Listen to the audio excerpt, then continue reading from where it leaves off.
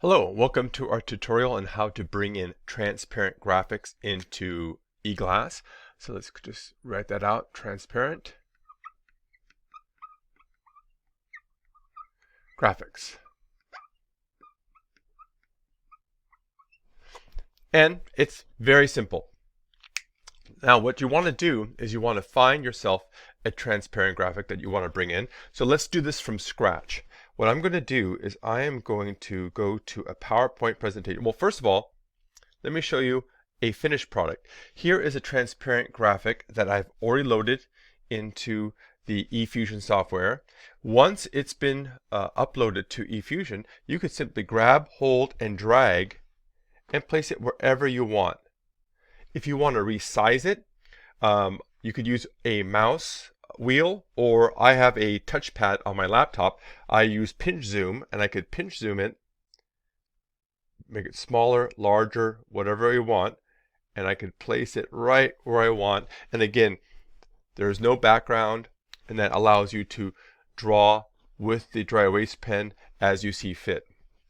Now the question is, how do you get it to look like this? Well, let me show you what it started out as. I'm going to go into my PowerPoint, and this is the graphic right here, this one right here. And the way I do is I need to isolate it. So what I could do is I could simply select the graphic here. I'm going to copy it, Control C, and then I'm going to go into a paint program. You could use any paint program you like. I use a free one called paint.net, and I'm just going to paste it here, and then I'm going to crop it using the cropping tool to isolate it. Now all I've got to do is save this image. I'm going to save it to my hard drive.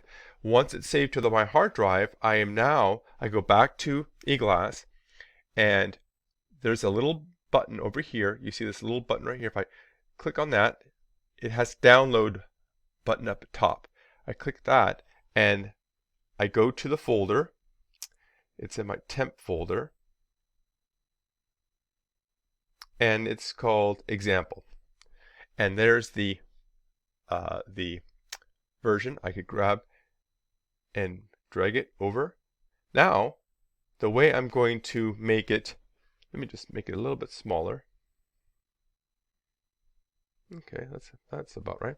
Now, up top, when you select on the graphic itself, you have these little menu tools. If I click on the little cog wheel, you've got opacity, background removal, and foreground extraction.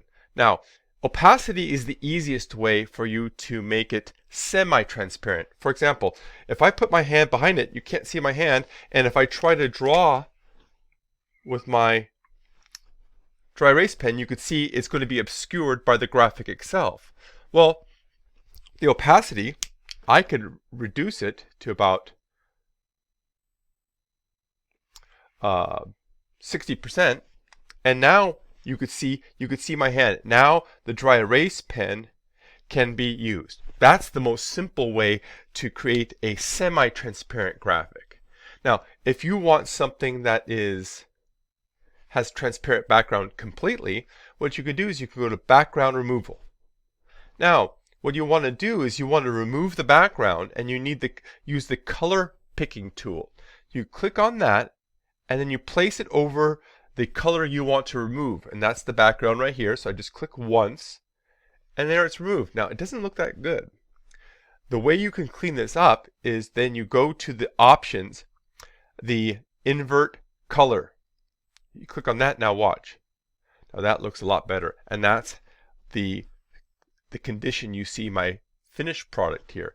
And now I can illustrate. It's not going to obscure my head if it happens to move in the way, or my hand, and that's the easy way to remove the background. Now another way, this is going to be the exact same way. Let me just, what if you have some text and you want to do some text? Well, what I can do is I could bring in some text I got from an article in The Economist. I just copied and pasted it, and that's what you see right here. there's the text. Now again, you could do the opacity. Very simple, click on the cogwheel, click on the opacity, and now you could highlight certain words using the dry erase pen. If you want to remove the background, I'm going to bring that back to 100%. Background removal, I'm going to go to color picker, click on the background color, it removes it, and then to clean it up, you simply click on invert color, and there you've got a nice clean text. And now you could say, well, this is showing it's going down, that's very significant. And what about this part right here, remote learning? You could draw on it as you see fit. So that's an easy way to bring in transparent and semi-transparent graphics into eGlass.